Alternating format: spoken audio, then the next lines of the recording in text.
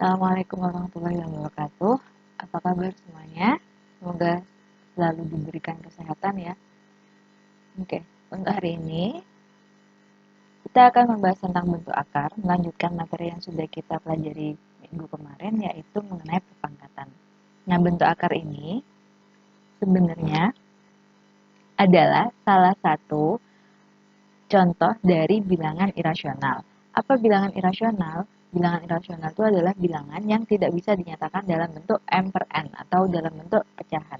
Di sini saya sudah menjelaskan, ada beberapa penjelasan mengenai bilangan irasional dan bilangan rasional, lawannya. Nanti kalian bisa baca sendiri ya. Saya akan lebih fokus pada bentuk akarnya. Jadi, kalian kalau sudah, kita pasti pernah tahu kan ya, bentuk akar itu biasanya disimbolkan dengan tanda seperti ini. Ini membacanya adalah akar 2. Ini akar 3 dan akar 5. Oke. Dari bentuk akar itu, jadi akar itu biasanya dituliskan dalam bentuk seperti ini.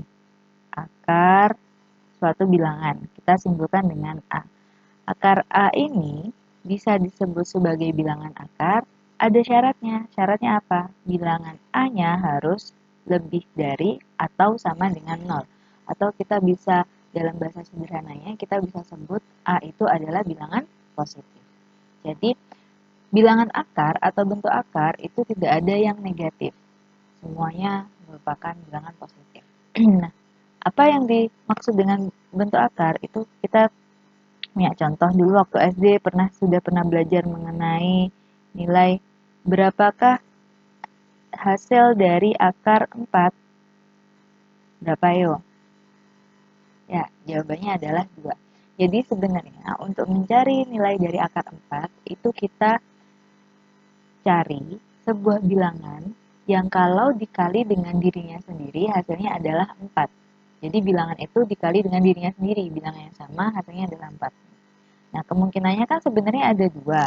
Bisa 2 atau bisa negatif 2. Kenapa? Karena 2 dikali 2 hasilnya juga 4. Kemudian akar 2, negatif 2 dikali negatif 2 hasilnya juga 4. Ya kan? Tetapi dalam bentuk akar, kita akan lebih fokus kepada hasil yang berupa bilangan positif. Jadi kalau yang ditanyakan berapa hasil dari akar 4, jawabannya adalah 2. Gitu ya. Jadi hasilnya juga harus berupa bilangan positif. Nah, apabila misalkan ada contoh lagi, berapa hasil dari akar 9? Ayo kita cari sebuah bilangan yang kalau dikali dengan dirinya sendiri hasilnya adalah 9. Ternyata bilangan tersebut adalah 3. Ya, betul. Kalau misalkan ada lagi pertanyaan, berapa hasil dari akar 81? Berapa ya? Ya, benar. Benar sekali. Jadi akar 81 nilainya adalah 9. Ya. Ini sudah dipelajari dulu waktu SD. Sekarang kita akan lanjutkan kepada sifat-sifat dan operasi bilangan bentuk akar. Ya, jadi ada beberapa sifat untuk menyelesaikan soal operasi bentuk akar ya. Yang pertama adalah kita akan menyederhanakan bentuk akar.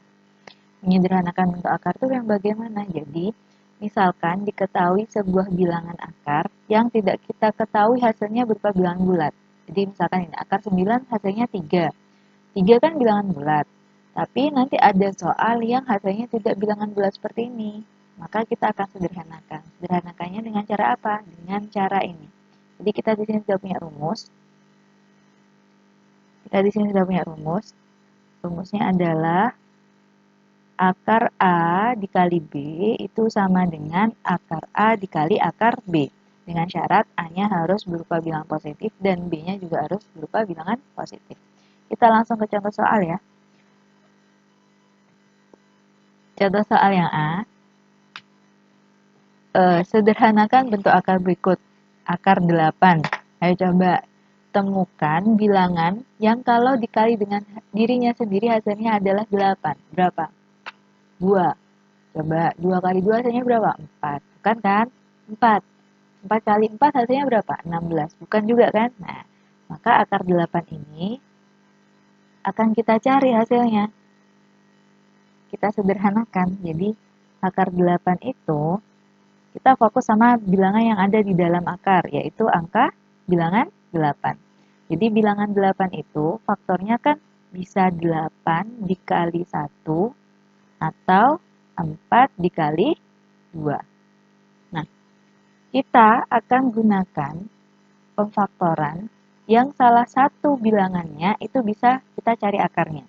Misalkan kita gunakan yang 8 dikali 1. Jika 8 dikali 1, berapakah akar 8? Nah, kan kita kembali lagi ke soal akhirnya ya, bukan menyederhanakan. Maka kita akan gunakan pemfaktoran yang kedua, yaitu 4 dikali 2. Maksudnya bagaimana? Nah, di sini sudah ada contoh jawabannya secara lengkap. Jadi akar 8 itu sama dengan akar 4 dikali 2. Ya. Nah, kemudian kita akan pecah masing-masing bilangan kita kasih akar. Akar 4 dikali akar 2. Nah, akar 4 ini, akar 4 yang pertama ini, nilainya ternyata adalah 2. Dan akar 2 ini tetap kita tulis menjadi akar 2. Sehingga akar 8 bisa kita sederhanakan menjadi 2 akar 2. Paham ya?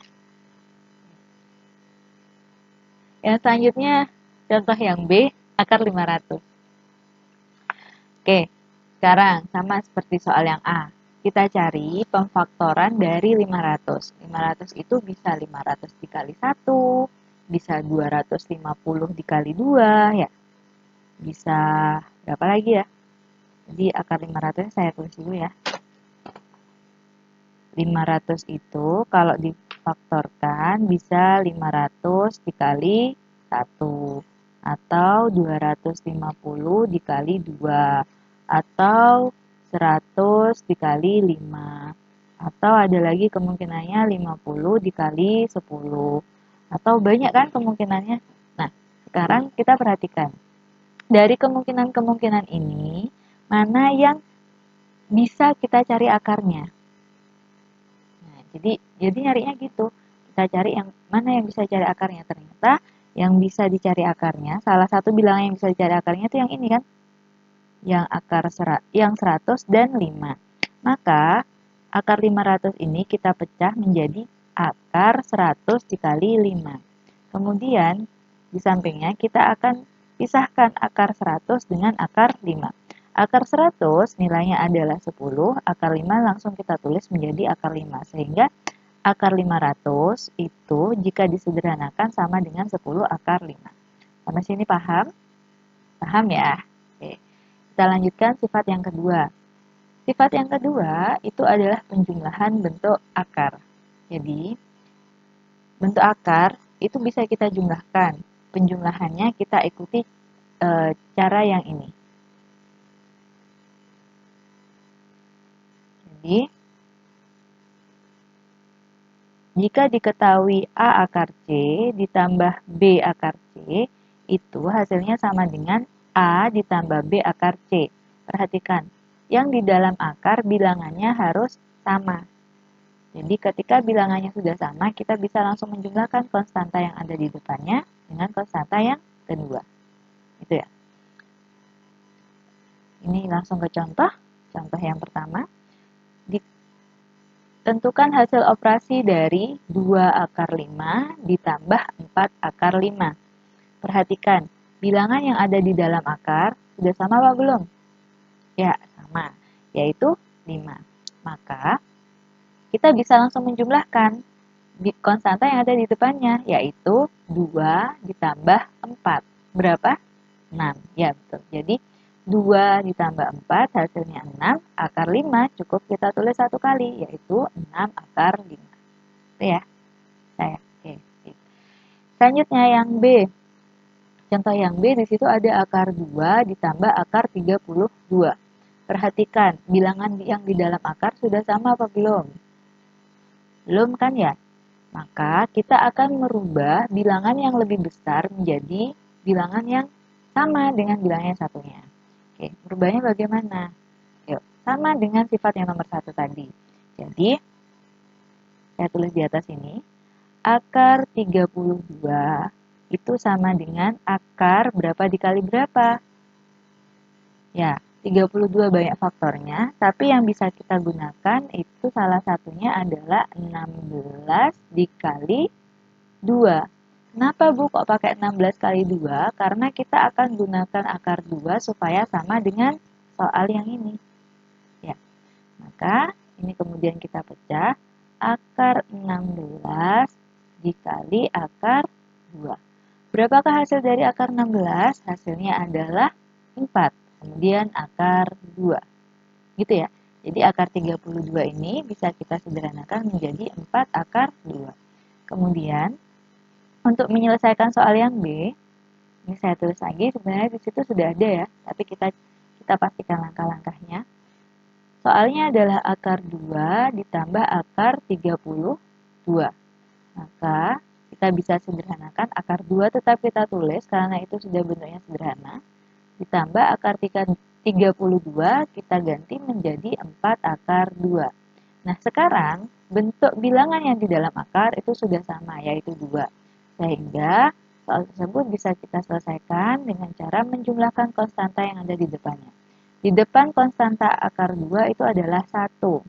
Kemudian ditambah 4 akar 2. Ya. 1 ditambah 4 hasilnya adalah 5 akar 2. Maaf, 5 akar 2. Sampai salah tulis saya. Oke. Gini, ada yang mau tanyakan nggak ya? Nggak ya? Insya Allah sudah paham. Nah, kemudian kita masuk sifat yang ketiga. Sifat yang ketiga itu adalah pengurangan bentuk akar. Sebenarnya untuk pengurangan bentuk akar itu caranya atau langkah-langkahnya itu sama dengan yang penjumlahan. Hanya bedanya di sini dipisah dengan tanda dikurangi. Nah, syarat-syaratnya sama, yaitu jika bilangan yang di dalam akar itu sama, maka bisa kita langsung operasikan. Kalau tidak sama, harus kita rubah dulu supaya bilangan yang di dalam akar itu sama. Nah, ini contoh soalnya. Jika tentukan hasil operasi berikut. 3 akar 7 dikurang akar 7. Nah, yang di dalam akar kan sudah sama. Berarti bisa kita langsung hitung. 3 dikurangi 1 akar 7. 3 dikurangi 1 nilainya adalah 2. Jadi hasilnya adalah 2 akar 7. Gitu ya. Nah, oke. Yang B, akar 32 dikurangi akar 2. Akar 32 sama seperti pada langkah di soal nomor 2 tadi itu. Jadi akar 32 itu ternyata jika disederhanakan nilainya adalah 4 akar 2. Nah, dikurangi akar 2. Sekarang perhatikan, yang di dalam akar nilainya sudah sama, yaitu 2. Maka langsung kita operasikan. 4 dikurangi 1 akar 2. Ini sama dengan 3 akar 2. Tuh. Jadi sama ya antara penjumlahan dan pengurangan. Bu, kalau misalkan ada yang tanya, Bu, kalau misalkan hasilnya negatif boleh nggak? Boleh, maksudnya negatif itu begini. Misal, soal yang A itu Bamil akan rubah ya. Jadi, Bamil tukar akar 7 dikurangi 3 akar 7. Ada tambahan soal seperti ini. Maka, boleh. Jadi, ini koefisien yang di depannya akar 7, maaf, konstanta yang ada di depannya akar 7 adalah 1. 1 dikurangi 3 akar 7. 1 dikurangi 3 hasilnya berapa? Ya, betul. Negatif 2 akar 7. Jadi jawabannya berupa bilangan negatif. Ini nggak apa-apa. Kalau bilangan negatifnya ada di luar akar, itu tidak masalah. Yang penting yang di dalam akar, bilangannya harus bilangan positif. Ya, betul. Itu ya, itu pengurangan. Oke, kita lanjutkan sifat yang keempat, yaitu perkalian bentuk akar. Jadi, selain penjumlahan dan pengurangan, kita juga punya sifat perkalian. Sifat perkalian kita punya aturan yang ini. Jadi di situ sudah ada aturannya. Ini ya, saya lingkari. A akar B dikali C akar B, ini sama dengan, oh ini ada yang salah, maaf. Jadi, ini seharusnya adalah AC akar BD. Tuh. Jadi, A dikali C dikali akar BD. Jadi yang di luar akar dikali dulu, kemudian yang di dalam akar juga dikali. Ya. Contoh soal, tentukan hasil operasi dari akar 2 dikali akar 3 yang A. Maka akar 2 dikali akar 3, di depannya ini bilangannya berapa? Kalau tidak ditulis, maka konstantanya adalah 1. Sehingga kita bisa tulis, sebenarnya bentuknya seperti ini. 1 akar 2, 1 akar 3. Jadi ketika disederhanakan dia jadi 1 dikali 1 dikali akar 2 dikali 3. 1 dikali 1 hasilnya 1, 2 dikali 3 hasilnya 6. Nah, 1 akar 6 bisa kita sederhanakan, cukup kita tulis dengan akar 6. Itu saja. Itu ya. Oke. Selanjutnya soal yang B. Soal yang B ini 5 akar 3 dikali 6 akar 2. Yang di luar akar itu ada angka 5 dan angka 6. Bilangan 5 dan bilangan 6. Maka langsung kita kali. 5 dikali 6, terus dikali akar 3 dikali 2. 5 dikali 6 hasilnya adalah 30, kemudian akar 3 dikali 2 hasilnya adalah 6. Maka 5 akar 3 dikali 6 akar 2 hasilnya sama dengan 30 akar 6. Itu ya. Oke, sampai sini paham ya? Oke, bisa saya lanjutkan. Sifat yang selanjutnya itu adalah sifat pembagian bentuk akar. Nah, untuk pembagian bentuk akar, ini di sini sudah ada aturannya. Jadi, jika diketahui akar A dibagi akar B, jadi masing-masing punya akar, itu boleh kita sederhanakan dengan cara akar cukup ditulis satu kali, A dibagi B. Atau kebalikannya. Jadi kalau misalkan kita punya satu soal, akarnya cuma satu, itu bisa kita bagi menjadi akar A dibagi akar B. Jadi atas di akar, bawah juga di akar. Kita langsung masuk ke contoh soal. Kita lanjutkan di contoh soal yang A. Jadi diketahui, pertanyaannya tentukan hasil operasi dari akar 18 dan akar 3. Akar 18 itu tidak bisa kita temukan hasilnya. Akar 3 kan juga tidak bisa kita temukan hasilnya. Nah, untuk mencari atau menyederhanakan hasil operasi ini, kita bisa cukup menuliskan mereka dalam satu akar, bilangan akar yang besar. Jadi akar 18 dibagi 3. 18 dibagi 3 hasilnya adalah 6. Maka hasil operasi dari akar 18 dibagi akar 3 itu adalah akar 6. Ya. Nah, kemudian soal yang B. Soal yang B ini 6 akar 15 dibagi 2 akar 3. Di sini ada konstanta dan ada bilangan akar. Nah, maka yang konstanta kita kerjakan terlebih dahulu. Jadi kita boleh pisah, dia menjadi 6 dibagi 2 akar 15 dibagi 3. Jadi yang di dalam akar kita kumpulkan. 6 dibagi 2 hasilnya adalah 3. 15 dibagi 3 hasilnya adalah 5. Maka hasil dari 6 akar 15 dibagi 2 akar 3 itu sama dengan 3 akar 5.